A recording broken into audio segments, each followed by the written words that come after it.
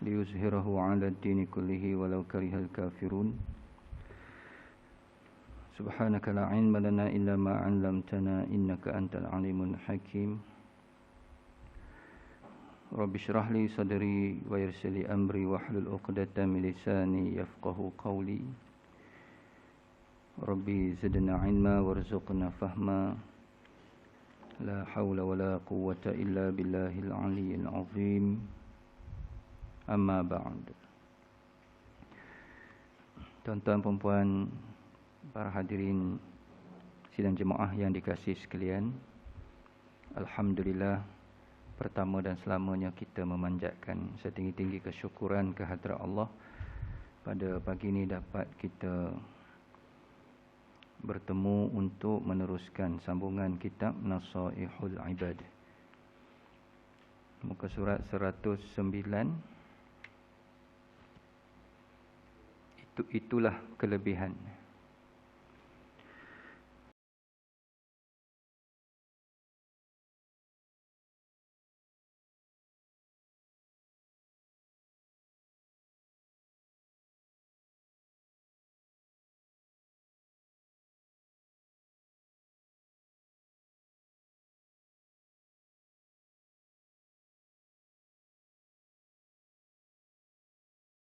Kita huraikan pada minggu lalu.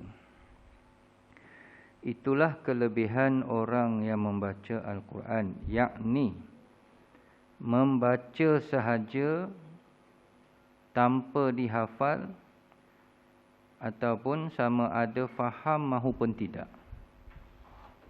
Jadi kalau orang yang baca Quran, dia baca sahaja, tak hafal pun, dan barangkali mungkin tak faham pun dapat pahala, dapat ganjaran yang istimewa di sisi Allah Subhanahu wa taala.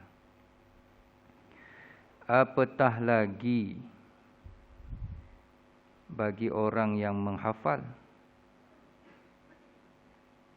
yang faham makna dan isi kandungannya serta mengamalkan ajarannya, maka tentulah kedudukannya lebih tinggi lagi. Jadi baca sahaja pun dah hebat, apatah lagi kalau kita usaha untuk hafal. Menghafal memang susah, tapi kita cuba. Dan kemuncaknya kita berusaha pula untuk faham. Faham isi kandungan Quran. Nak faham Quran ni ada beberapa saranan. Pertama, kita baca terjemahan lah. Baca Quran, baca terjemahan. Baca surah Yasin, baca terjemahan dia. Baca surah Al-Mulk, tengok apa terjemahan dia. Itu satu. Yang kedua, dengan kita mengikuti kuliah-kuliah di masjid di surau, kuliah tafsir terutamanya, kuliah asbabun nuzul dan apa sahaja yang berkaitan dengan huraian Quran. Hari ini disebut tadabbur. Itu cara yang kedua. Cara yang ketiga yang agak mencabar sikit tapi sangat bagus, iaitu belajar bahasa Arab. Belajar bahasa Arab. Yang asas-asas, yang mudah-mudah dulu kan, perbezaan laki perempuan, past tense, present tense, fi'il madhi, fi'il mudhari', itu vocabulary dia, mufradat.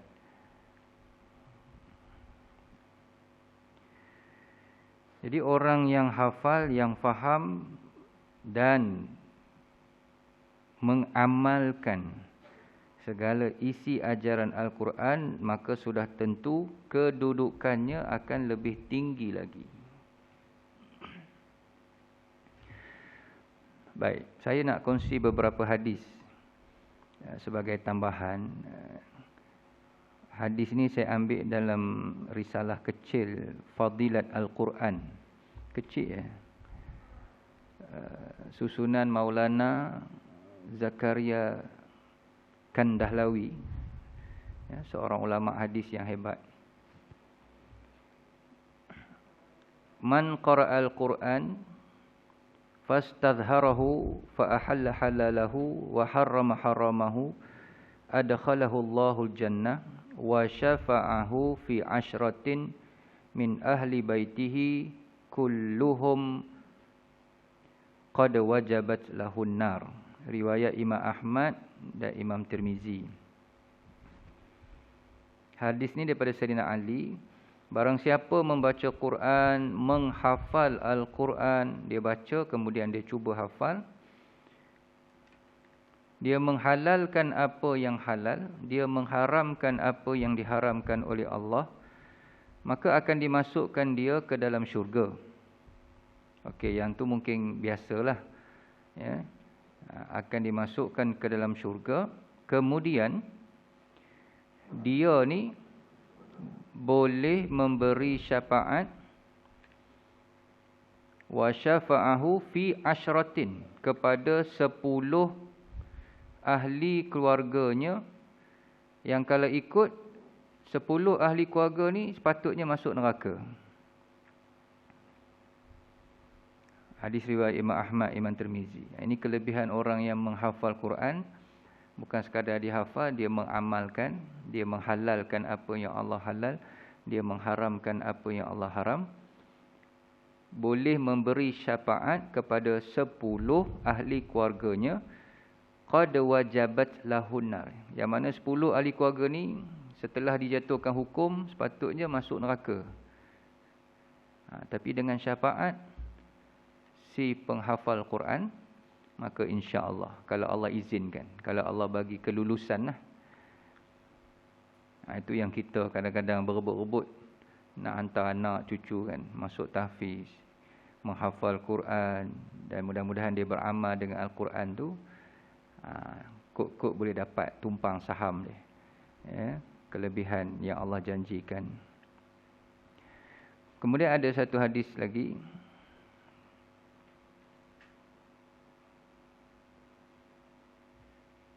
Yaqulu Rabb tabaraka wa ta'ala man syaghalahul Qur'an an zikri wa mas'alati a'taituhu afdala ma u'tiyas sa'ilin. Ini hadis kursi. Barang siapa yang tidak ada masa untuk berdoa kepadaku kerana terlalu sibuk membaca ayat-ayatku, yakni Al-Quran. Dia sibuk baca Quran ataupun hafal Quran sampai tak sempat nak berdoa. Maka Allah akan beri kepada dia, kepada orang yang sibuk dengan Quran ni, lebih lagi berbanding orang yang tak baca Quran tapi sibuk berdoa.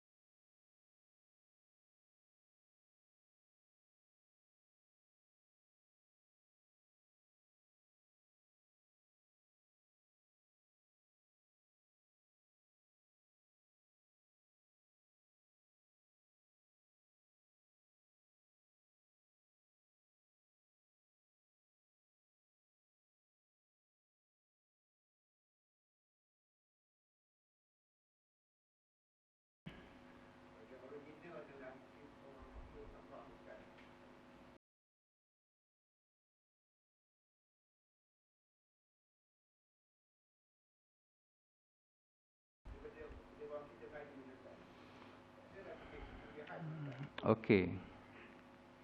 Kita tak nafi, dari satu sudut nampak orang Arab ada kelebihan di situ. Tetapi kita juga kena ingat, ya, orang Arab pun kena belajar juga. Dia kena belajar nahwu saraf, dia kena belajar sebab Arab ni Al-Quran terutamanya dia nilai sastra dia tinggi, dia ada balaghah dia ada mantik dia.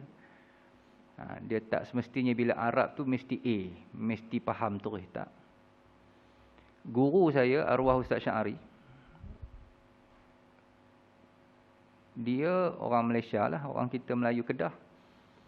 Ya, salah seorang pakar bahasa Arab di Malaysia ni. Dia duduk lama di Mesir. Waktu di Mesir, dia mengajar budak-budak Arab.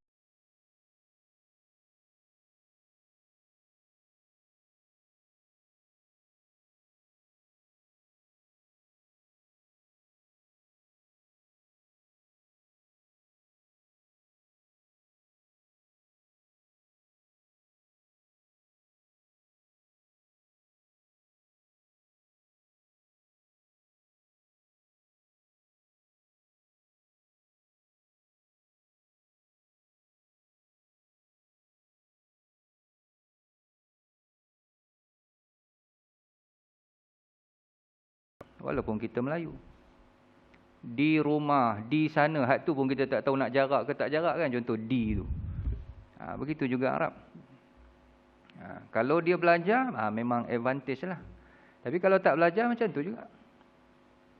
Ustaz Muhaizat, dia cerita pengalaman waktu dia belajar di Yaman. Bila dia dah lama belajar, Alhamdulillah, dah boleh menguasai sedikit sebanyak, dia pergi ngajar tajwid rumah ke rumah. Rumah orang Arab. Sama macam kita, tak reti juga. Ikhfa, idgham. Kalau tak belajar, tak tahu juga. Cuma bila dia belajar, lebih lagi lah sebab itu bahasa mereka kan. Dan kita yang bukan Arab ni, kalau kita belajar, maka pahalanya lebih lagi pada orang Arab. Sebab kita ada kesusahan di situ kan. Susah nak faham, lambat, itu ini. Tapi bila kita terus belajar, insya-Allah lagi lebih lah Allah bagi pahala tu. Jadi masing-masing akhirnya ada kelebihan tersendiri. Ya. Ya.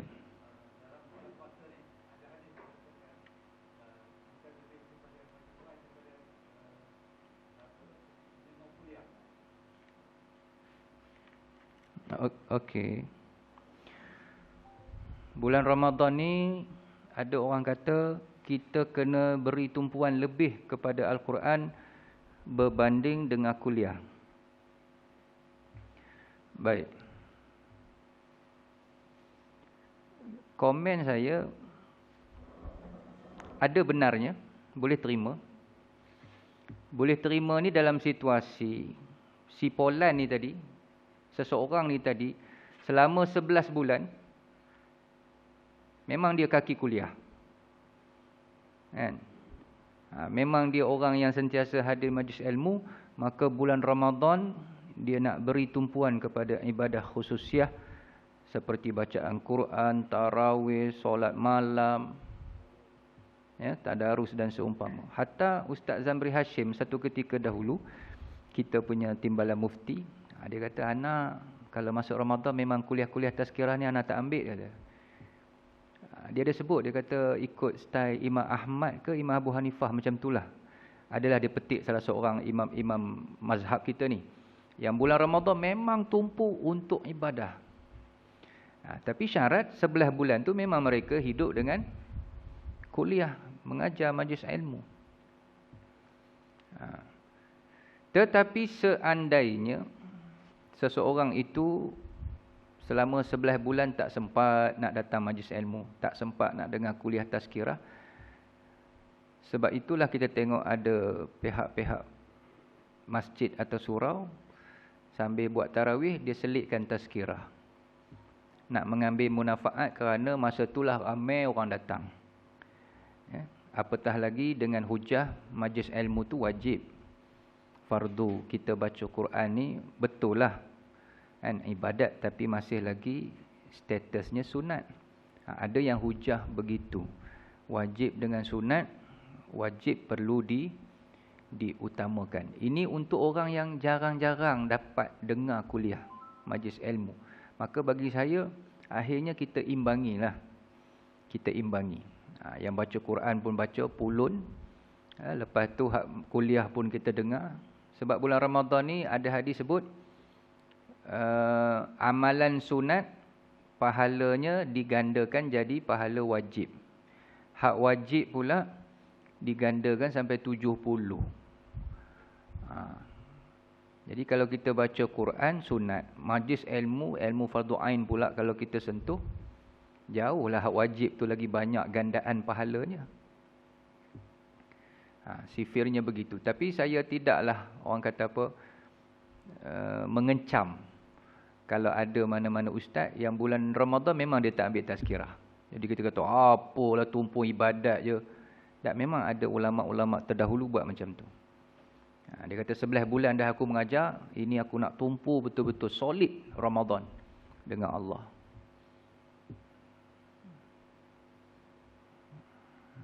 Boleh je ya? Okey. Dalam kitab ni banyak sangat hadis, saya tengah mencari. Ya. Ada satu hadis tu,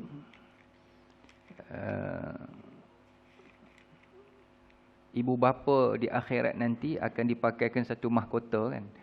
Sampai dia pun terkejut. Amalan apa yang menyebabkan aku dipakaikan mahkota sebegini hebat? Dia kata bukan amalan apa, tapi amalannya kamu hantar anak kamu pergi belajar Quran. Kamu hantar anak kamu pergi belajar Quran, hafal Quran, dengan sebab mereka baca Quran, kamu tu dapat mahkota. Ya, dapat satu anugerah. Ibu bapa cemerlang lah ibaratnya begitu kan.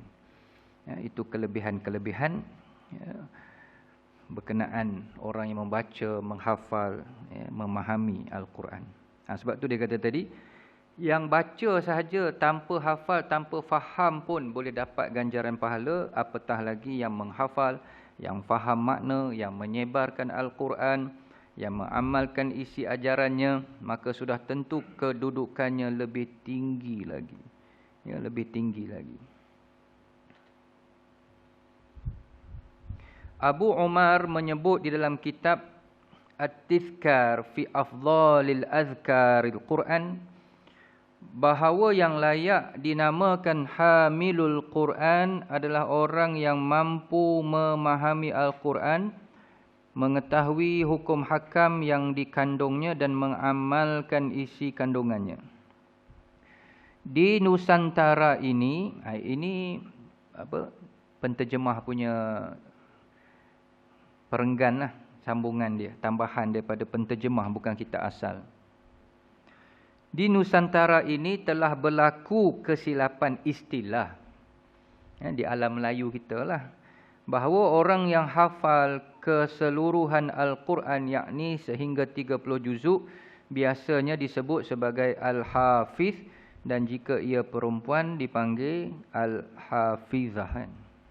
Sebenarnya istilah Al-Hafiz ini adalah untuk orang yang hafal hadis-hadis Nabi sallallahu alaihi wasallam dengan bilangan yang sangat banyak dan mengetahui kedudukan sahih dan dhaifnya hadis tersebut. Isu ni pun mungkin kita dah biasa dengar lah, tapi bukanlah isu besar, benda-benda yang terlalu kecil.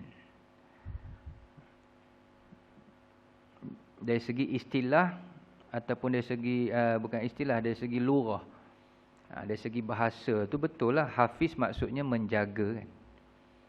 Jadi kita panggil lah orang hafal Quran, dia jaga Quran, kita panggil dia Al-Hafiz.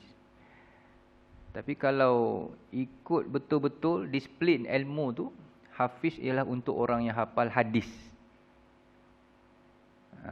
Untuk orang yang hafal hadis. Ingat tak gelaran-gelaran orang yang hafal hadis? Rasanya kita pernah kongsi, dan mungkin ustaz-ustaz lain pun pernah sentuh, ya, gelaran orang yang hafal hadis. Paling tinggi Al-Hakim, itu Al-Hujjah,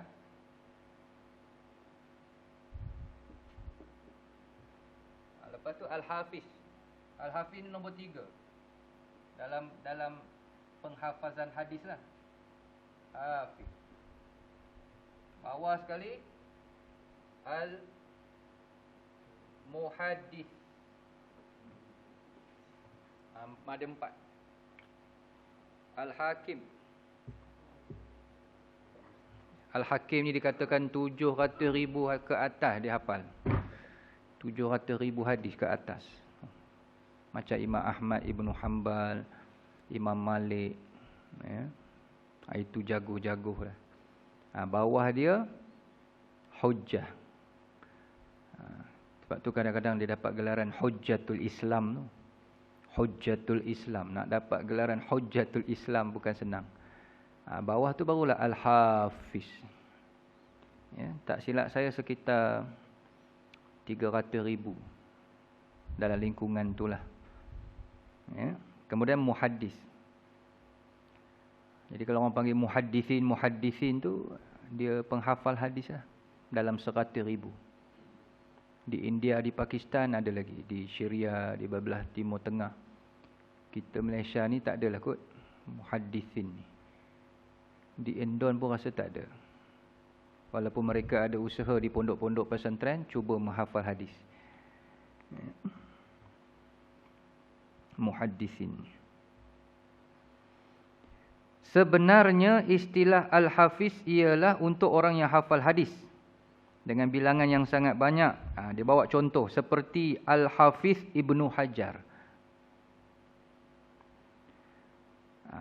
Nama ulama tu dekat depan dia ada Al-Hafiz. Jadi kalau kita yang tersalah faham, kita ingat, oh ni hafal Quran ni. Bukan. Dia hafal hadis. Al-Hafiz Ibnu Hajar Al-Asqalani. Pengarang kitab kita yang asal ni lah. Kitab Nasaihul Ibad ni. Siapa penyusunnya? Al-Hafiz Ibnu Hajar Al-Asqalani. Ulama hadis hebat. Al-Hafiz Imam Az-Zahabi. Al-Hafiz Imam Ibnu Katsir. Ibnu Katsir ni popular lah dalam ilmu tafsir kan. Kitab tafsir dia tu. Jadi dia hafal Quran dah tentulah. Lepas tu dia juga penghafal hadis yang mencapai darjat Al-Hafiz.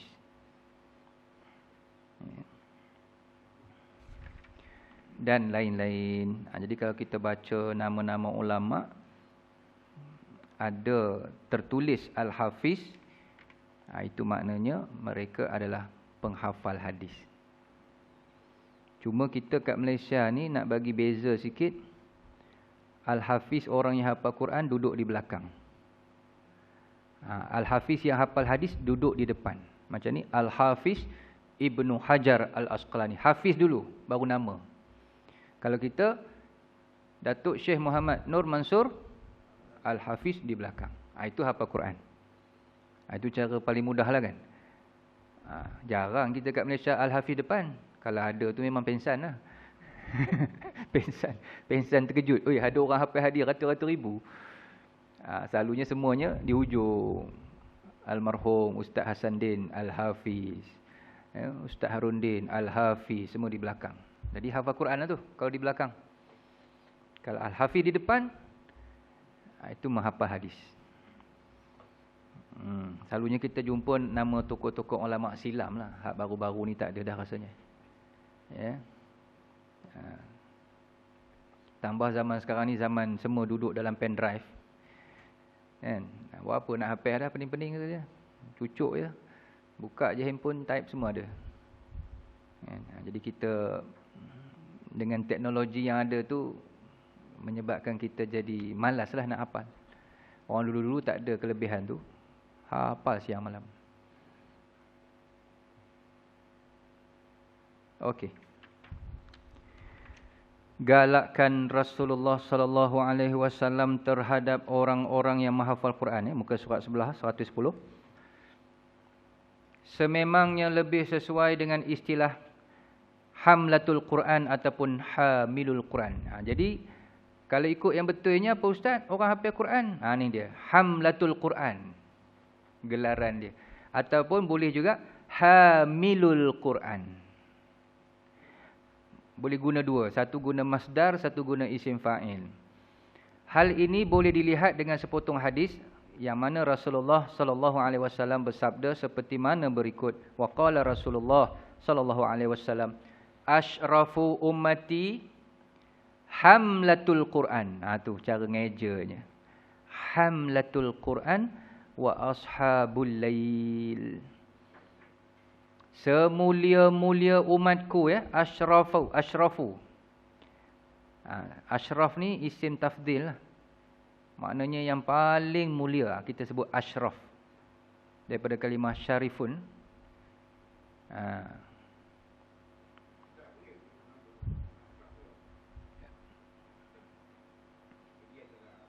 Tu kena tanya PTA kita, PTA Ustaz Ashraf.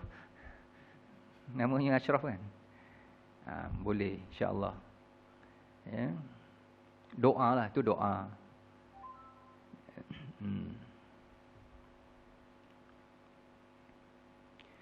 Semulia-mulia umatku adalah orang yang hamlatul Quran, hafal Quran. Wa ashabul lail, dan ahli ataupun orang yang rajin sembahyang malam. Ashabul lail dipanggil. Kan, kita qiyamul lail tu, orang yang rajin qiyamul lail dipanggil ashabul lail. Orang yang hafal Quran dipanggil hamlatul Quran. Berkaitan dengan perkara ini pula, Al-Qadhi Fudail bin Iyad, ini ahli-ahli sufi hebat, ulama besar. Dia kata apa? Hamilul Quran, hamilu rayatil Islam. Orang yang hafal Quran adalah pembawa panji-panji bendera agama Islam.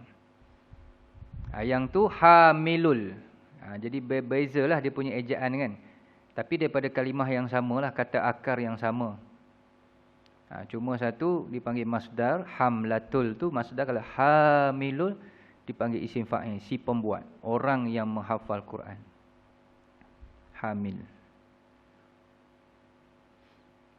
Tapi kita tak guna pun kan, tetap hafiz juga. Dah sebati dah. Dan tak salah pun. Bukan jadi dosa besar pula kan. Ya, hafiz, hafizah. Kalau yang banyak dipanggil huffaz. Huffaz. Kalau nak panggil hamil, mungkin tak apa sesuai dengan budaya kita Melayu kan. Hamil. Sebab hamil ni perempuan hamil. Perempuan mengandung kan. Memang kalimah tu lah, hamil tu. Okey, baik. Habis, selesai ya. Poin yang ketiga berkenaan Quran. Dan kita pergi poin yang keempat berkenaan sedekah. Asalnya ialah ucapan nasihat daripada Abdullah ibnu Mubarak. Sembahyang sunat kena ada 12 rakaat setiap hari. Puasa sunat 3 hari dalam sebulan. Setiap bulan 3 hari. Setiap bulan 3 hari. Kalau lebih lagi elok. Bacaan Quran, asalnya kita bincang panjang ni, 100 ayat setiap hari. Ini satu disiplin lah. Ini amalan-amalan sunat yang saya kira kenalah kita bulan Syaban nak masuk Ramadan ni. Ya, kena tingkatkan. Kemudian yang keempat, sedekah. Bersedekah 1 dirham. Pada hari Jumaat. Ya. Hari lain pun boleh, hari lain pun tak ada masalah. Hari-hari lagi elok. Tapi sekurang-kurangnya hari Jumaat seminggu sekali. Dipilih hari yang paling mulia. Paling barakah, penghulu hari. Dengan sesuatu yang senilai dengannya. Bererti dia telah menunaikan hak sedekah.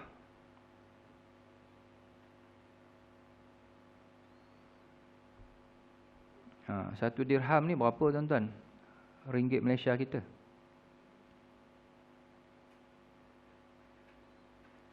Tak